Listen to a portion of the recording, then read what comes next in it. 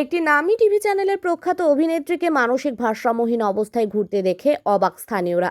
অভিনেত্রীকে দেখতে উৎসুক জনতা ভিড় জমায় পূর্ব বর্ধমানের খণ্ডঘোষের আমিলা বাজারে। আজ বিকেল নাগাদ ওই অভিনেত্রী বর্ধমান আরামবাগ ৭ নম্বর রাজ্য সড়ক ধরে হেঁটে যাচ্ছিলেন।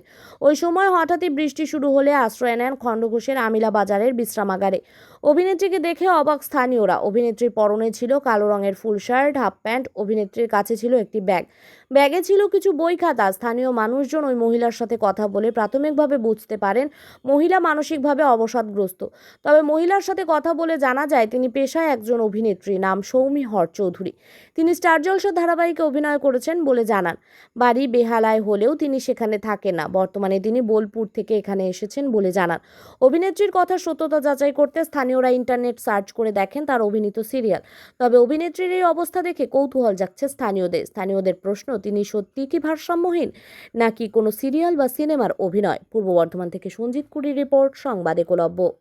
আমার যতটা জানতে পারলাম খাতাতে একটা নম্বর লেখা ছিল। আচ্ছা। ওই নম্বরটা ধরে আমরা ফোন করলাম, আমাদের বন্ধুগুলো সবাই মিলে ফোন করলাম। আচ্ছা।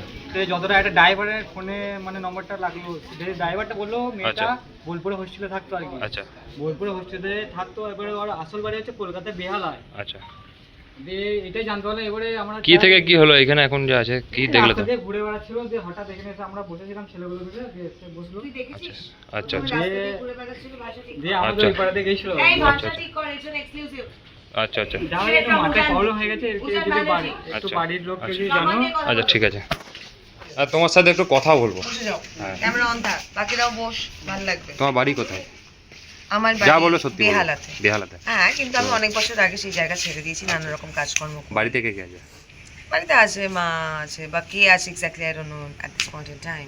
আচ্ছা। সো বেটার ওইগুলো নিয়ে না কথা বলে better। আচ্ছা। আচ্ছা। আর অ্যান্ড দিস আর ভেরি ব্যক্তিগত কথাবার্তা। আচ্ছা।